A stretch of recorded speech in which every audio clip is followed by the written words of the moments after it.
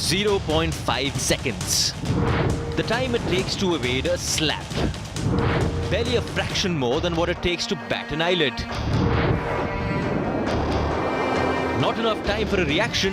Well, not unless you are superhuman.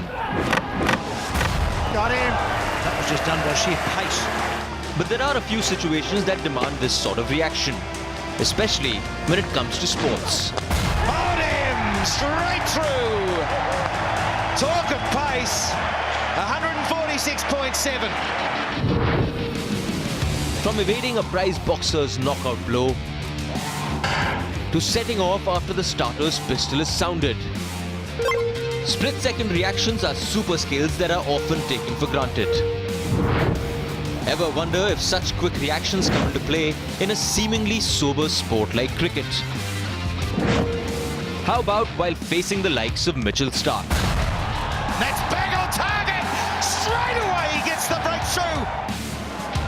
Can you imagine the time a batsman gets to dig out a well-directed Yorker from this Aussie pace machine? Just ask any test batsman who's faced a top-class pacer.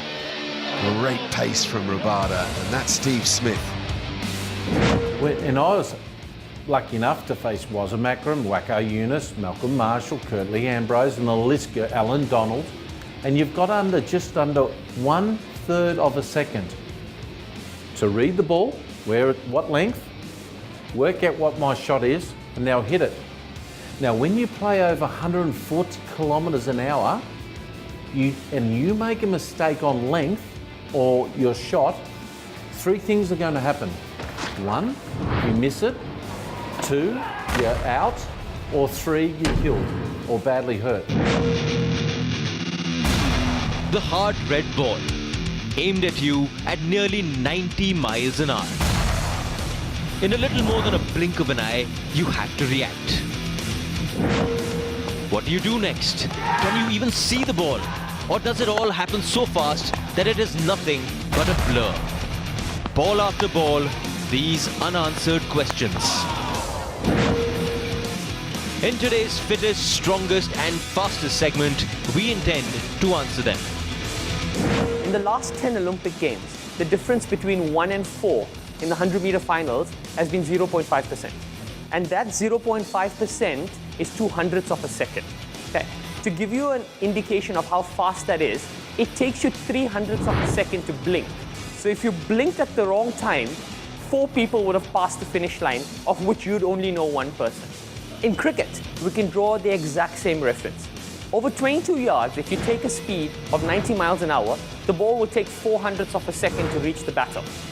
The neuromuscular impulse, which means the speed at which the eye sees something, sends that message to the brain, and the brain sends the muscle impulse back to the muscle to react, takes 150 milliseconds. Which means that he's taking in all the information from the time the bowler starts running out, all the way into his delivery stride. And the first 2 meters of ball flight is all the time he has got to take to judge line, to judge length, to judge speed, to judge swing, and to judge bounce, before he makes a decision on what shot to play and whether to play in the correct place to get a gap and score some runs.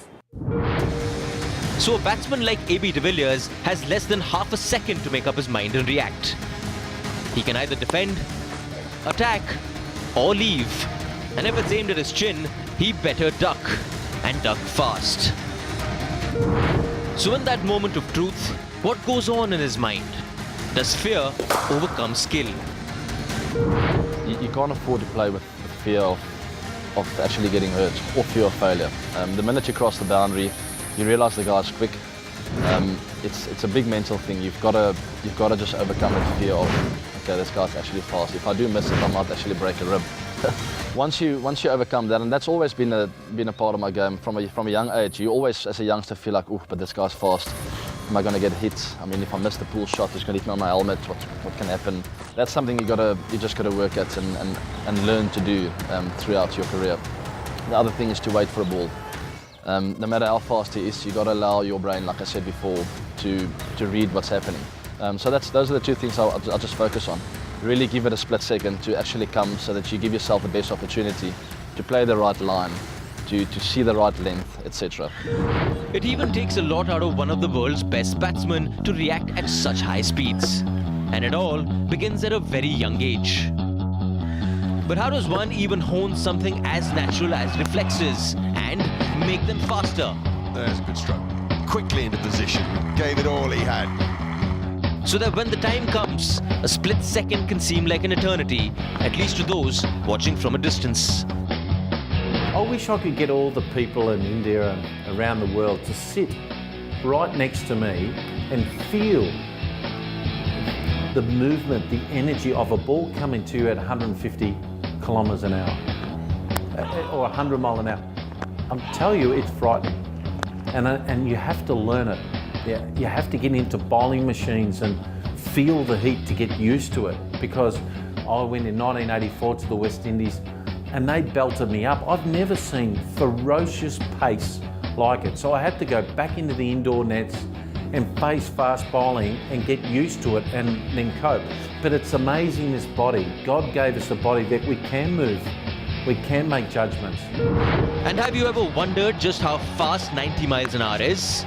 How much time does Virat Kohli have when he faces the best in the world? Well, wonder no more. We decided to run a test with one of our own.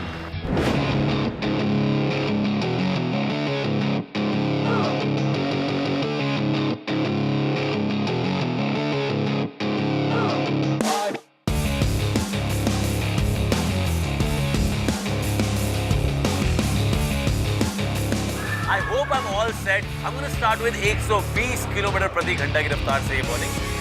I hope 150 तक हम धीरे-धीरे जाएं.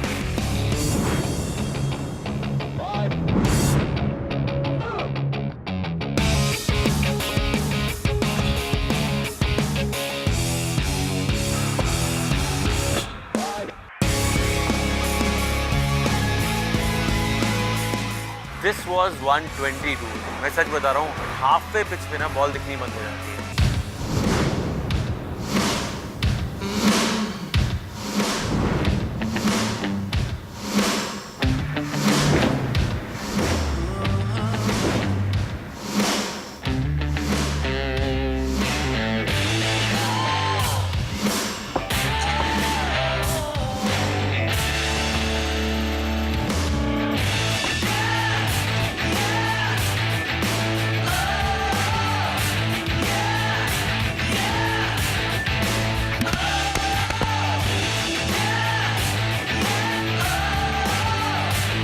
Imagine जहाँ से आपके मेरे batsman की कहानी खत्म हो जाती है, वहाँ से इंटरनेशनल बैट्समैन की कहानी शुरू होती है.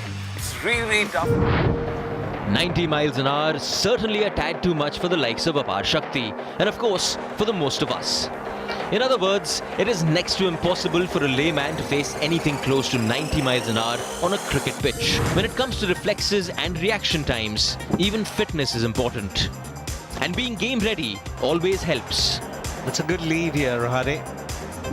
Reaction timing is a component of fitness that is trainable like any other component of fitness. Reaction training is broken up into two components. It's broken up into the static drills that you would be doing on the field, drills that all cricketers go through, whether you're a slip fielder, a short leg fielder, or a batter, you'll be doing these drills. And the second important component to visual reaction training is actually the visual skills, is how well you see it. You've heard of that famous saying that says, if you can't see it, how are you expected to hit it? And this is where the vision training actually comes in. But today, we're going to focus on the static drills that cricketers would do. We're going to do a straight tennis ball rapid fire drill. Ready? Let's go.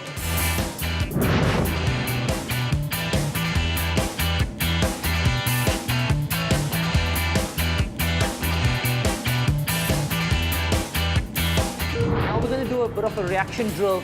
I'm going to be throwing the balls onto the back of a Buso ball to create a deflection.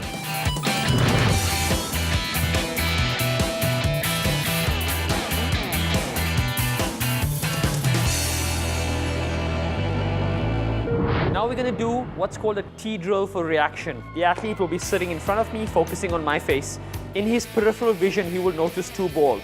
When I release a ball, he will react and catch that ball.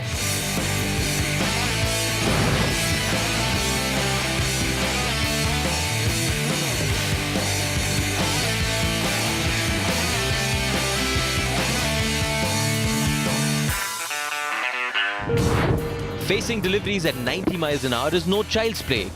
So the next time you feel like you could smack a short one right out of the park, sit back and take a moment. Because if you are in the line of fire, you won't even have that long.